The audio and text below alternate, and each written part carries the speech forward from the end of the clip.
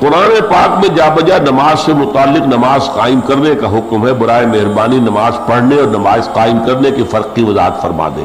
صحیح ہے آپ نے کہا، نماز قائم کرنا یہ ہے کہ نماز کے پورے نظام کو قائم کیا جائے، مسجدیں تعمیر کی جائیں، بر وقت اذانیں دی جائیں، مرد مسجد میں آ کر نماز ادا کریں، صفیں باندھ کر ایک امام کے پیچھے نماز ادا کریں، عورتیں گھروں میں ادا کریں لیکن مردوں کے لیے لازم ہے کہ وہ مسجد میں آئیں۔ یہ نظام ہے، اس کا اوقات کا نظام ہے، اس کے لیے مسجدوں کی تعمیر ہے۔ اذن اللہ ان ترفع ویذکر فیہا اسمہ، وہ گھر جن کو اللہ نے حکم دیا ہے ان کو بلند کیا جائے، ان کی تعظیم کی جائے، مساجد اللہ کے گھر ہے۔ ایک حدیث میں آتا ہے کہ یہ جو تم زمین پر بیٹھ کے آسمان میں تاروں کو دیکھتے ہو، ایسے ہی آسمان والے اس زمین کے اندر مسجدوں کو دیکھتے ہیں، یہ مسجدیں چمکتی ہیں، یہ تاروں کی طرح روشن ہوتی ہیں، اس لیے کہ ان میں اللہ کا ذکر ہو رہا ہے، اللہ کا نام لیا جا رہا ہے، تسبیح و تحمید ہو رہی ہے، رکوع و سجود ہو رہا ہے، تو آسمان والوں کو اس زمین کے اندر یہ مسجدیں جو ہے یہ کواکب کی طرح نظر آتی ہیں۔ تو یہ ہے نظام قائم کرنا۔ پھر اس میں جمعے کا نظام ہے، اور جمعہ جو ہے وہ سرکاری طور پر اسلامی ریاست میں، نجی طور پر نہیں ہو سکتا۔ عام مسجد آپ جہاں چاہیں تعمیر کر لیں، 5 وقتہ نماز وہاں ہو سکتی، جمعہ نہیں ہو سکتا۔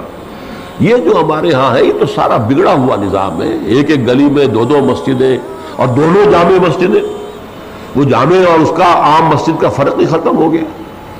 وہاں تو یہ تھا کہ وہ جامع مسجد جو ہے وہ ایک حکومتی حلقے کے اندر ایک ہی ہوگی، آج کل ہم کہہ سکتے ہیں ایک یونین کاؤنسل میں ایک ہوگی، جامع مسجد ایک ہوگی، سب کو وہیں آ کر نماز پڑھنی پڑے گی۔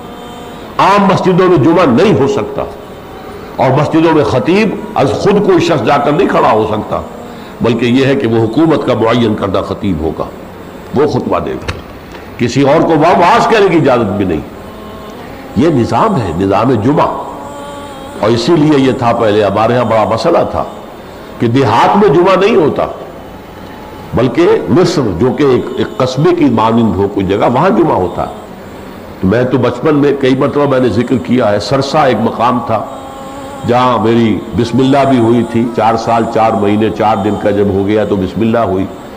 پھر ایک بڑی مسجد تھی وہاں مرکزی، بہت اونچے مینار تھے اس کے، اس میں میں نے قاعدہ پڑھا، نورانی قاعدہ۔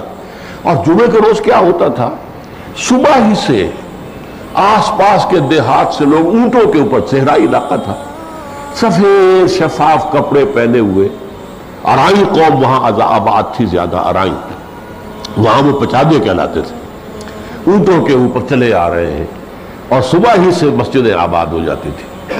کہیں یہاں واعظ ہو رہا ہے، کہیں یہاں کچھ اور ہو رہا ہے، کہیں قرآن پڑھ رہے ہیں، کہیں نفل پڑھ رہے ہیں، یہ صبح سے مسجد آباد ہوئی۔ پھر جو ہے جمعہ ہوتا تھا، اذان ہوتی تھی، تو یہ گویا کہ معلوم ہوتا تھا کہ یہ ایک مرکزی جگہ ہے اس آبادی کے اندر، اس علاقے کے اندر۔